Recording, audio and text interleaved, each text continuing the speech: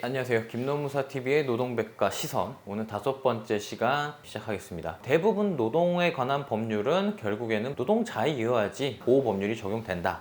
이것이 기본 원리입니다. 평소 김노무사TV에서도 노동자성 관련해서 좀 방송을 몇 번 드렸는데 오늘 또 좀 개념 설명 드리고 조금 자세하게 두 파트로 나눠서 다음 시간까지 좀 알아보려고 해요. 일단 노동자성이 뭐가 문제가 될까요?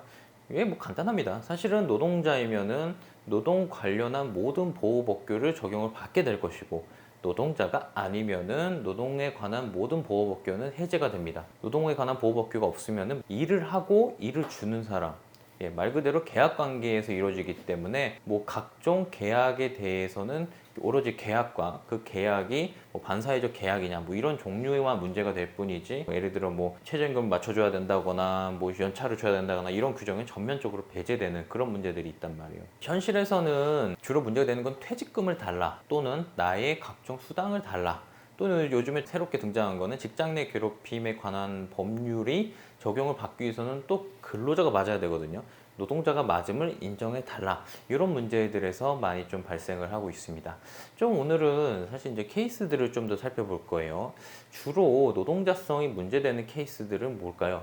최근에는 사실은 이 케이스 할 저 케이스 할 거 없이 전부 다 문제 삼고는 있어요. 말 그대로 노동자에서 벗어나게끔 하는 게 경영계의 이제 최대한 좀 목적인 것 같아요. 그러니까 노동자를 최대한 안 쓰면은 효율이 최대한 난다, 이걸 목적으로 좀 두고 있는 것 같아요. 좀 안타까운 일인데, 이제는 괜찮은 노동자가 되는 것 자체가 되게 특혜가 돼가는 세상이에요. 노동자가 되면 어쨌든 법의 법률화에 들어오는데, 이 법리의 의미는 점점 중요해지고, 그 다음에 우리가 사회적 전반적 의미를 담아내고 있습니다. 제가 노동자성에 대해서 얘기를 좀 드리는데, 이 노동자성이라는 게 사실은 법리라고 하기엔 좀 모호한 점이 있어요. 어떻게 보면 우리 사회, 정치, 경제, 문화 되게 힘의 대결의 장 같은 파트인 것 같아요.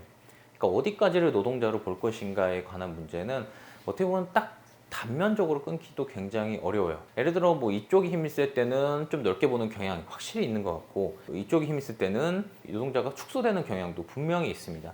노동부도 대놓고 그런 얘기를 하는 근로감독관도 있어요. 솔직히 말하면 정권을 누가 잡느냐에 따라서 노동자성을 인정하는 범위와 세태가 달라지고 있는 것은 현장에서는 되게 피부로 많이 느끼거든요. 그거 관련된 문제예요. 특히 노동자성이 문제되는 직종에 관해서 조금 말씀드릴 것 같아요. 주로 요즘에 업무 방식과 관련이 있어요. 기본적으로 우리 근로기준 보면 종속노동을 기본으로 모태로 두고 있기 때문에 현대사회에 있어서는 종속성이 조금 더 완화된 형태 또는 다른 방식의 종속성을 가진 노동자들이 오히려 문제되는 케이스들이 많아요. 성과급을 위주로 해서 살아가는 노동자들, 영업사원들도 있을 것이고, 또는 내 고객을 내가 맞이해서 성과를 크게 낼 수 있는 전문 기술을 가진 사람들, 대표적으로 헤어 디자이너나 골프장 캐디도 그런 경우도 있습니다. 기타 또 전문적으로 하는 학원 강사를 하거나 이런 내용들, 이런 것이 이제 과연 근로자가 맞느냐, 항상 문제가 좀 왔다리 갔다리 좀 하고 있는 면이 있습니다. 물론 사용자들 입장에서는 통제력도 갖고 싶고 하고 내 경영 효율성도 가지고 싶어 해요. 근데 이게 모순이 있는 거예요. 경영 효율성을 갖고자 하니 이 노동자를 어떤 통제하에 두고 통제력을 발휘해서 적정하게 조정을 하고 싶어요. 근데 그걸 하면 할수록 이 사람은 점점 노동자에 맞게 되는 거죠. 근데 경제적 효율성만 봤을 때는 사실은 노동법의 적용보다는 말 그대로 동등한 당사자 계약을 맺는 게 더 낫단 말이죠. 그래서 상호 이렇게 모순되는 지점이 계속 발생을 이제 하고 있다는 거죠.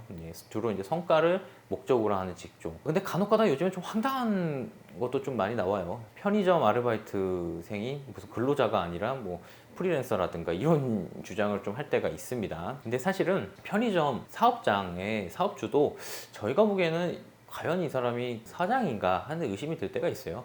워낙에 가맹점의 컨트롤을 받고 가맹점의 통제하에서 수익의 배분도 이게 사장인가 할 정도로 가맹점이 많이 가져가요. 거의 6대4 이런 식으로 가져가는 케이스들도 상당히 있기 때문에 좀 그런 의구심이 좀 들고 있다, 이렇게 말씀드리고 있어요. 법리적인 얘기는 이제 다음 시간에 미뤄두고 할 건데, 내가 노동자성이 의심이 된다라는 지위에 있다고 하면은 일단 뭐가 가장 중요할까요? 결국에는 입증이죠.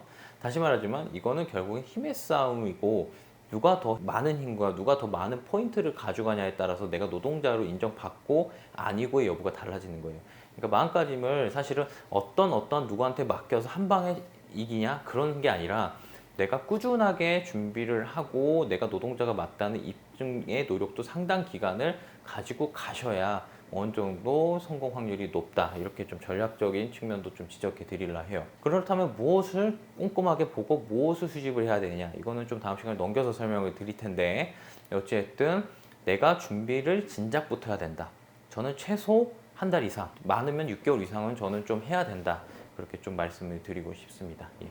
결국엔 드러날 수밖에 없어요, 틈이. 사용자는 통제를 하고 내 사업장의 효율성을 강조하기 위해서는 어쩔 수 없이 규정을 만들고 규범을 만들고 그것을 실행시키려고 할 것이고, 또는 그 와중에 경제적 효율성에서 노동자가 아닌 걸로 만들기 위한 어떤 장치를 할 것이지만, 결국에는 실질적 필요성에 의해서 드러날 수밖에 없다. 그 늘어나는 걸 노동자가 캐치를 하나하나 해낼 때, 그때야말로 내가 진정한 노동자로 인정받을 개연성은 커진다.